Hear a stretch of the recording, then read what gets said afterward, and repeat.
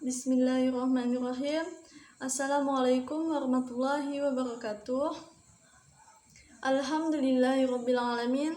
Wassalatu wassalamu ala asrafil anbiya'i wal mursalin wa ala alihi wa sahbihi ajma'in, amma ba'du. Baiklah, perkenalkan nama saya Tizul Haida, NIM 120160007. Saya dari kelas 3C Prodi Akuntansi Syariah.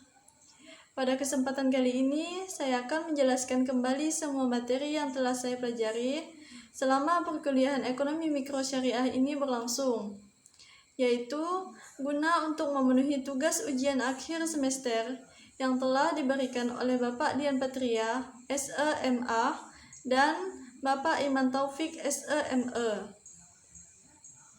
Baiklah, langsung saja ke materi yang pertama, yaitu mengenai permintaan, penawaran, dan keseimbangan pasar. Yang pertama yaitu permintaan, di mana permintaan ini merupakan suatu proses dalam meminta sejumlah barang atau jasa yang diinginkan untuk dibeli atau dimiliki pada berbagai tingkat harga yang berlaku di pasar dan pada waktu tertentu. Adapun hukum permintaan ini yaitu jika semakin rendah harga suatu barang, maka jumlah permintaan akan semakin bertambah. Sebaliknya, semakin tinggi harga suatu barang, maka jumlah permintaan akan semakin berkurang. Adapun faktor permintaan ini yaitu yang pertama, harga barang itu sendiri. Yang kedua, harga barang lain yang berkaitan dengan barang tersebut. Yang ketiga, pendapatan rumah tangga dan pendapatan rata-rata masyarakat. Yang keempat, citra rasa masyarakat. Yang kelima, jumlah penduduk. Yang keenam, ramalan mengenai keadaan di masa yang akan datang. Kemudian penawaran. Penawaran di sini merupakan kuantitas barang atau jasa yang ditawarkan oleh penjual pada suatu pasar selama periode tertentu dan pada tingkat harga tertentu. Adapun hukum penawaran ini yaitu jika tingkat harga naik, maka jumlah barang yang ditawarkan akan naik. Begitupun sebaliknya, jika tingkat harga turun, maka jumlah barang yang ditawarkan akan turun. Adapun faktor-faktor penawaran di sini yaitu yang pertama, biaya produksi dan teknologi yang digunakan. Yang kedua, jumlah penjual. Yang ketiga, perkiraan harga di masa mendatang. Yang keempat, kondisi alam. Kemudian yang mengenai keseimbangan pasar. Keseimbangan pasar di sini merupakan interaksi yang terjadi antara kekuatan permintaan dan penawaran di pasar yang menghasilkan keseimbangan harga dan kuantitas. Adapun hukum keseimbangan pasar ini yaitu jika jumlah permintaan lebih besar daripada penawaran, maka harga akan naik. Dan sebaliknya, jika jumlah penawaran lebih besar dari jumlah permintaan, maka harga akan turun. Adapun faktor-faktor keseimbangan pasar ini yaitu yang pertama, permintaan terhadap barang dan jasa meningkat, sedangkan jumlah barang dan jasa terbatas. Yang kedua, tinggi rendahnya biaya produksi. Yang ketiga, produsen mengetahui selera konsumen. Yang keempat, penawaran kepada barang dan jasa bertambah, sedangkan daya beli dari konsumen mengalami pengurangan. Yang kelima, pandangan masa depan dari produsen dan konsumen. Kemudian untuk materi yang kedua yaitu mengenai elastisitas. Pengertian elastisitas ini merupakan derajat kepekaan kuantitas yang diminta atau ditawarkan terhadap salah satu faktor yang mempengaruhi fungsi permintaan ataupun penawaran. Kemudian macam-macam elastisitas. Yang pertama, elastisitas permintaan. Elastisitas permintaan ini merupakan suatu alat atau konsep yang digunakan untuk mengukur derajat kepekaan atau respon perubahan jumlah atau kualitas barang yang dibeli sebagai akibat perubahan faktor yang mempengaruhi. Elastisitas permintaan ini terbagi menjadi 3, yaitu elastisitas harga permintaan. Elastisitas harga permintaan ini merupakan derajat kepekaan atau respon jumlah permintaan akibat perubahan harga barang. Yang kedua, elastisitas silang. Elastisitas silang ini merupakan koefisien yang menunjukkan sampai di mana besarnya perubahan permintaan terhadap suatu barang apabila terjadi perubahan terhadap harga barang. Kemudian yang ketiga yaitu elastisitas pendapatan. Elastisitas pendapatan ini merupakan respon kuantitatif yang diminta untuk suatu barang terhadap perubahan pendapatan konsumen. Adapun jenis-jenis elastisitas permintaan ini yaitu permintaan tidak elastis sempurna atau elastis sebanding dengan 0.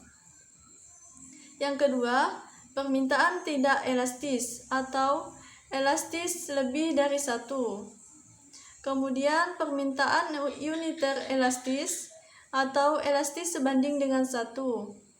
Yang keempat, permintaan elastis atau elastis lebih dari 1.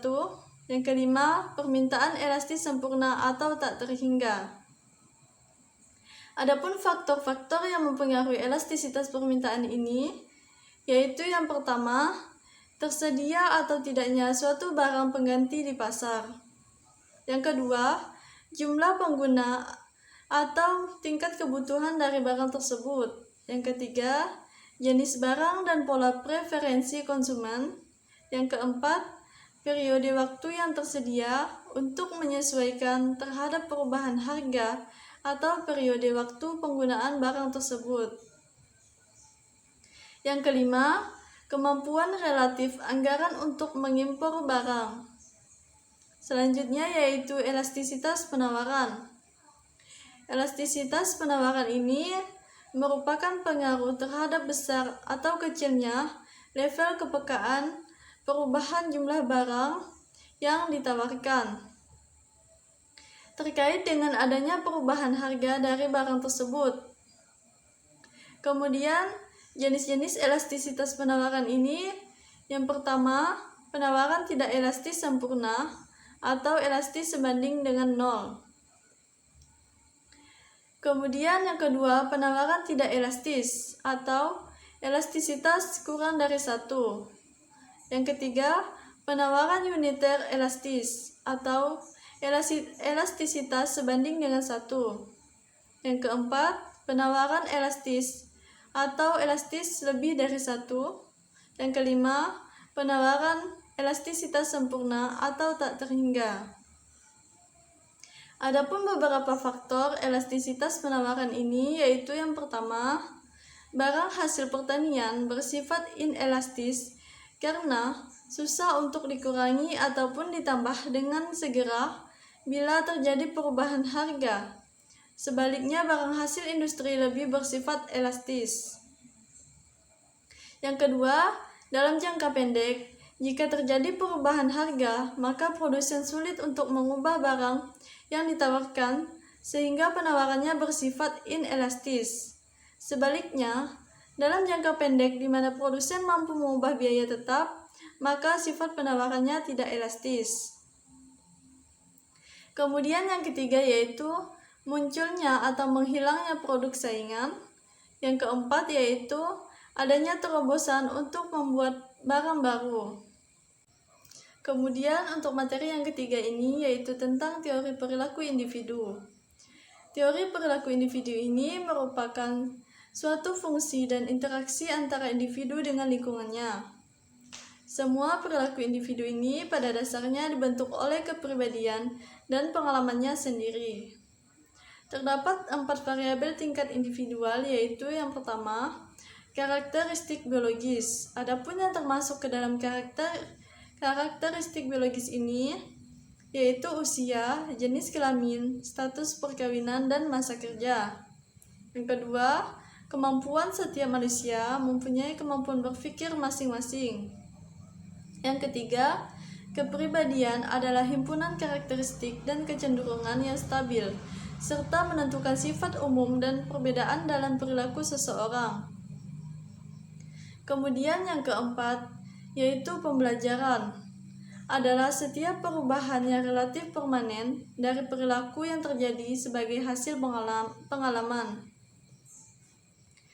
Variabel perilaku individu ini yaitu terbagi menjadi beberapa. Yang pertama, kemampuan, keahlian, latar belakang. Selanjutnya yang keempat yaitu materi tentang teori produksi. Teori produksi ini merupakan suatu studi tentang produksi atau proses ekonomi untuk mengubah faktor produksi atau input menjadi barang produksi atau output. Adapun beberapa faktor produksi ini, yang pertama, tanah atau lahan, yang kedua, tenaga kerja, yang ketiga, modal, dan yang keempat, organisasi. Selanjutnya, motivasi ekonomi dalam Islam. Yang pertama, anjuran Islam untuk melakukan proses produksi dengan relasinya kepada ibadah. Yang kedua, menegakkan fungsi sebagai duta Allah atau khalifah di bumi dan semangat kerja antar sesama manusia. Yang ketiga, keyakinan bahwa Allah menciptakan dunia bagi manusia dengan tujuan agar dapat memakmurkan dan mengambil manfaatnya. Selanjutnya yaitu unsur-unsur produksi. Yang pertama, bekerja. Yang kedua, modal dagang. Kemudian modal dagang ini sendiri terbagi lagi menjadi dua, yaitu yang pertama, modal finansial. Yang kedua, modal barang. Selanjutnya yaitu fungsi produksi. Adapun fungsi produksi ini merupakan suatu persamaan yang menunjukkan jumlah maksimal hasil output yang dihasilkan dengan kombinasi masukan input tertentu. Selanjutnya tujuan produksi, yaitu yang pertama, untuk pemenuhan sarana kebutuhan manusia pada takaran moderat. Yang kedua, untuk menentukan kebutuhan masyarakat. Yang ketiga, pemenuhan sara bagi kegiatan sosial dan ibadah kepada Allah. Yang keempat, persediaan terhadap kemungkinan. Yang kelima, persediaan bagi generasi mendatang. Adapun produksi yang diharamkan di dalam Islam yaitu yang pertama, riba. Yang kedua, gharar. Yang ketiga, pencurian. Yang keempat, perampasan. Selanjutnya, biaya produksi dan penggolongan biaya produksi. Yang pertama yaitu biaya explicit, yang kedua, biaya implicit. Kemudian penggolongan biaya produksi suatu bisnis yaitu terbagi menjadi beberapa. Yang pertama, biaya produksi jangka pendek. Yang kedua, biaya produksi jangka panjang. Selanjutnya yaitu elastisitas produksi.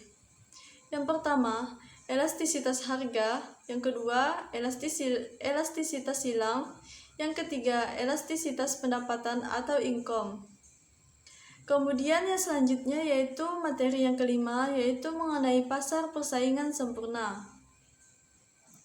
Pasar persaingan sempurna ini merupakan model pasar yang paling klasik dan paling sering digunakan dalam analisis ilmu ekonomi, dan juga merupakan pasar yang paling bersih dari elemen-elemen monopolis.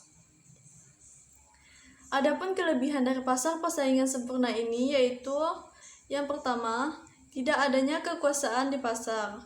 Yang kedua, efisiensi produksi menggunakan biaya seminimal mungkin. Yang ketiga, dapat meminimalkan biaya iklan dan produksi. Yang keempat, informasi pasar yang jelas. Dan selain kelebihan pasar persaingan sempurna tersebut juga memiliki kekurangan, seperti yang pertama, minim produk karena barang yang dijual hampir sama. Yang kedua, minim inovasi karena semua produk yang ditawarkan seragam. Kemudian ciri-ciri dari pasar persaingan sempurna ini yaitu yang pertama, banyak pembeli. Yang kedua, pembeli dan penjual tidak mampu untuk menentukan harga. Yang ketiga, penjual atau perusahaan mudah untuk masuk atau keluar dari pasar. Yang keempat, setiap produsen menjual barang yang sama. Yang kelima, Pembeli mempunyai pengetahuan yang sempurna tentang keadaan di pasar. Kemudian karakteristik pasar persaingan sempurna ini yaitu yang pertama, produk yang homogen, yang kedua, pengetahuan yang sempurna, yang ketiga, output relatif kecil, yang keempat, ketentuan harga di pasar. Kemudian yang terakhir yaitu kebebasan keluar masuk di pasar. Untuk selanjutnya yaitu materi yang keenam yaitu mengenai pasar persaingan monopolistik. Pasar persaingan monopolistik ini merupakan pasar yang berada di antara dua jenis pasar yang ekstrim, yaitu pasar persaingan sempurna dan pasar monopoli. Adapun beberapa faktor terbentuknya pasar persaingan monopolistik ini yaitu yang pertama, ketidakpuasan terhadap daya analisis model persaingan sempurna dan monopoli. Kemudian yang kedua yaitu sumber daya alam yang melimpah menyebabkan produsen memproduksi barang yang serupa tetapi memiliki keunggulan yang berbeda. Kemudian yang ketiga, diferensiasi produk yang tidak terlalu besar mendorong perusahaan untuk melakukan persaingan non-harga. Kemudian karakteristik pasar persaingan monopolistik ini yaitu yang pertama, efisiensi dan diferensiasi produk. Yang kedua, perkembangan teknologi dan inovasi. Kemudian yang ketiga, persaingan bukan harga. Yang keempat, promosi penjualan melalui iklan. Yang kelima, distribusi pendapatan. Selanjutnya, ciri-ciri dari pasar persaingan monopolistik ini yaitu yang pertama, terdapat banyaknya penjual. Yang kedua, barangnya bersifat berbeda corak. Yang ketiga, perusahaan memiliki sedikit kekuasaan untuk mempengaruhi harga. Yang keempat, relatif mudah untuk masuk ke dalam industri ataupun pasar. Yang kelima, sangat aktifnya persaingan promosi penjualan. Selanjutnya, kekurangan dan kelebihan dari pasar persaingan monopolistik ini. Yang pertama, kelebihan. Kelebihan yang pertama ini yaitu banyaknya produsen di pasar akan memberikan keuntungan untuk konsumen dalam memilih suatu produk yang terbaik untuknya. Kemudian yang kedua, adanya kelebihan keluar masuk bagi produsen. Yang ketiga, adanya diferensiasi produk. Yang keempat, pasar ini juga relatif sangat mudah untuk dijumpai oleh konsumen. Adapun kekurangannya yaitu yang pertama, pasar monopolistik ini mempunyai tingkat persaingan yang sangat tinggi, baik itu dalam hal harga, kualitas maupun pelayanan. Yang kedua, memiliki modal dan juga pengalaman yang cukup akan lebih cepat keluar daripada pasar tersebut. Yang ketiga, diperlukannya modal yang sangat besar untuk bisa masuk ke dalam pasar monopolistik karena pemain pasar di dalamnya memiliki skala ekonomis yang sangat tinggi. Kemudian yang keempat yaitu karena produsen harus selalu mengembangkan inovasi agar dapat bersaing. Selanjutnya, pasar monopolistik dalam perspektif Islam. Di dalam Islam, keberadaan satu penjual di pasar atau adanya pesaing ataupun kecilnya persaingan di pasar bukanlah satu hal yang terlarang. Siapapun boleh berdagang tanpa peduli apakah dia satu-satunya penjual ataupun ada penjual lainnya.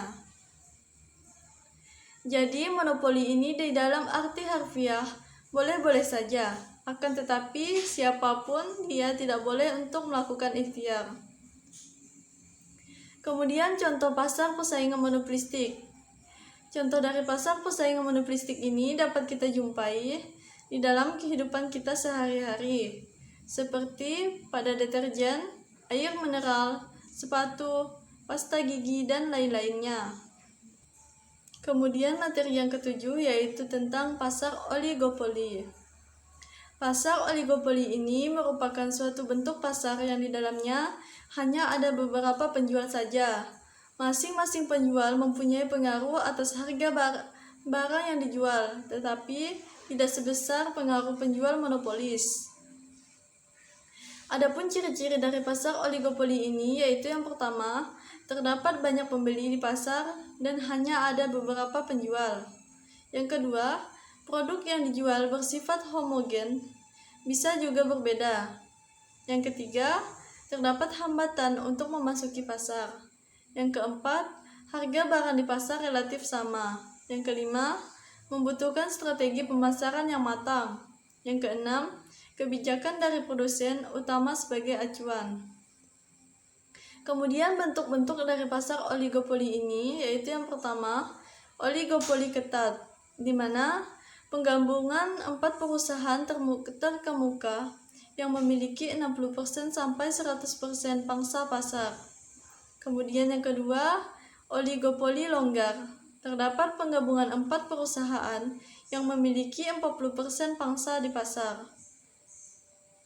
Adapun faktor terbentuknya pasar oligopoli ini yaitu yang pertama, efisiensi skala besar didukung oleh teknologi padat modal. Yang kedua, kompleksitas manajemen. Adanya kompetisi harga dan non-harga. Kemudian, kelebihan dari pasar oligopoli ini yaitu yang pertama, memberikan kebebasan untuk memilih bagi pembeli. Yang kedua, mampu melakukan penelitian dan pengembangan produk. Yang ketiga, adanya penerapan teknologi baru.